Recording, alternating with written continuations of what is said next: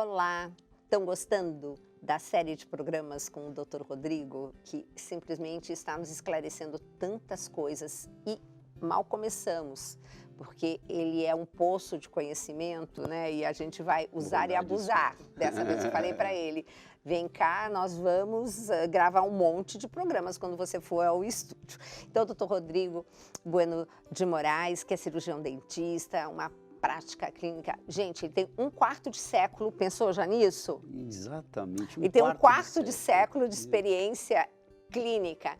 Nós vimos um estudo, até eu acabei mandando para você o artigo, dizendo que uma pessoa com doença gengival, se ela fosse contaminada, ela contraísse o vírus, né, o coronavírus, e fosse para UTI, ela tinha simplesmente, se eu não me engano, 9 vezes mais chances de ir a óbito. Como assim? Primeiro, a gente tem que reforçar que a doença periodontal é uma doença, ela é uma doença inflamatória e ela tem uma repercussão sistêmica potencial para uma série de outras doenças que a gente já conhecia. Sim. E não seria justamente pelo fato da gente já saber anteriormente que ela tinha uma repercussão sistêmica potencial para o surgimento ou o agravamento de outras doenças sistêmicas, a pergunta é por que não seria diferente, né, no caso desta doença, que também traz repercussões sistêmicas. Então, Rodrigo, na realidade, desculpa te interromper. De repente, aquela nossa dona de casa que está ali fazendo o almoço, porque a gente pega naquele horário, né? Ela assim, o que é sistêmica? Muito boa pergunta. O pessoal gosta de falar complicado, né? O sistêmico, é muito bom isso. O sistêmico é o geral, né? Aquela doença que afeta o corpo, né? E em suas diferentes partes. Então, e as doenças em si, né? Os problemas, independente deles serem de origem bucal, de origem do trato urogenital, né?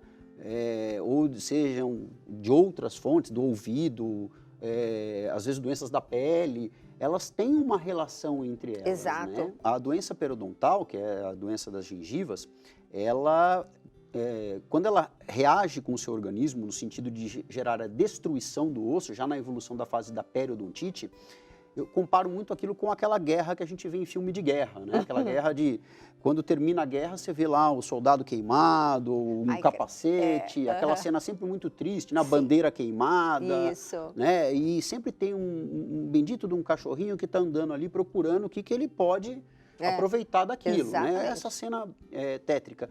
E é assim a guerra quando os micro-organismos da placa bacteriana, eles fazem tocar no nosso organismo o alarme da nossa defesa imunológica. Então essa guerra começa, provoca a liberação de uma série de substâncias inflamatórias no nosso corpo, isso pode acontecer na boca, e essas substâncias inflamatórias que são o rescaldo dessa guerra, elas não vão ficar restritas à boca, elas vão cair nos microvasos sanguíneos da gengiva, vão passar para os vasos de maior calibre e vão se disseminar pelo corpo todo. Então, se eu pego um paciente que já está com uma debilidade imunológica, seja ela por qualquer doença de qualquer natureza, né, e eu ainda tenho como fator agravante uma doença periodontal, eu vou ter uma evolução mais problemática, mais grave, sim, daquele quadro de recuperação do paciente.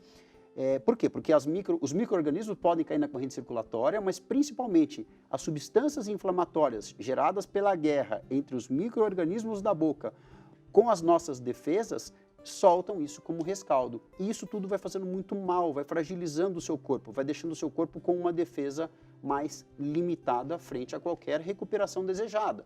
Seja uma COVID, seja a um problema de aterosclerose, seja a um diabetes, né? Porque inclusive tem gente que tem dificuldade de controle da diabetes, por quê? Porque ele não consegue controlar a própria doença da gengiva e vice-versa.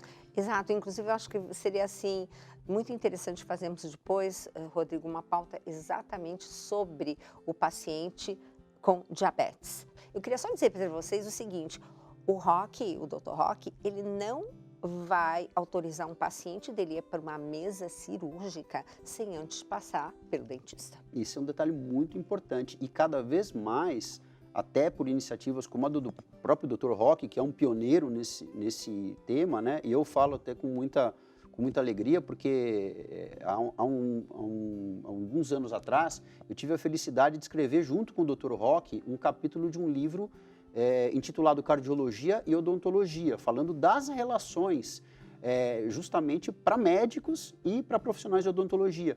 E é incrível como esse trabalho lá, pioneiro naquela ocasião, né, ele repercutiu muito bem na classe médica, inclusive, levando que muitos médicos incorporassem isso à sua rotina. Então, hoje, graças a Deus e graças a iniciativas desse tipo, a gente vê que os médicos se preocupam sim com isso, né?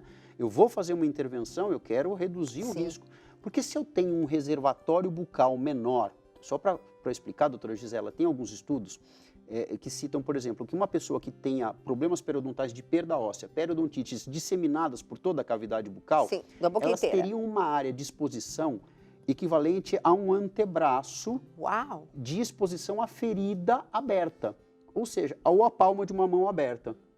Então você imagina, se a sua palma de mão tivesse sido raspada e você tivesse com ela em carne viva. Primeiro que a bactéria adora o que está lá dentro, né? É um meio para a proliferação dela. E segundo, se você tivesse isso, você ia estar muito preocupado de ter uma infecção que levasse até a perda da tua mão ou do teu braço. E a boca tem essa situação. Por isso que perder dentes não é algo natural, gente. É importante dizer isso. É algo perigoso, é um aviso de que alguma coisa não vai bem, não só na sua boca, mas no seu organismo como um todo, e que isso precisa ser verificado.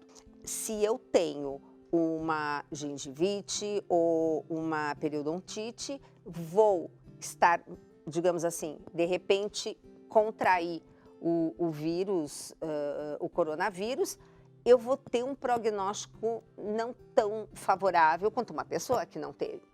Podemos dizer que a propensão para o desenvolvimento de uma complicação indesejada, ela torna-se um pouco mais alta nesse tipo de população, sim. Não existem ainda achados científicos suficientes para a gente falar isso de forma taxativa, mas os indícios são muito significativos e veementes. Quando você tem esse espaço que a gente chama de bolsa periodontal, que é quando se perde o osso, né? E aí por que ele é tão furadinho? O osso, ele é furadinho por causa do próprio desenho dele, né? A gente brinca que ele parece um queijinho suíço, né? Aquele queijinho furadinho, né? Gente, que medo, não? Porque a gente olhando assim parece que é tão frágil. Deixa eu colocar aqui. E é a base medular, principalmente do osso, que é a base que permite o quê? A recuperação desse osso. Tanto que, em alguns casos, quando você elimina a doença periodontal, você pode ter uma recuperação do preenchimento ósseo e a pessoa reestabilizar o dente dentro da cavidade bucal, sim. Então, a doença periodontal é uma doença tratável. É importante que se diga. Ela é tratável e é passível do quê? De depois dar ao paciente a sobrevida do dente, mesmo se acometido por periodontite. A periodontite não é uma doença fatal se ela for atendida a tempo e se ela for abordada a tempo, principalmente por um periodontista. E, gente, quando ele diz fatal, é fatal para o dente. O dente morre. Exato.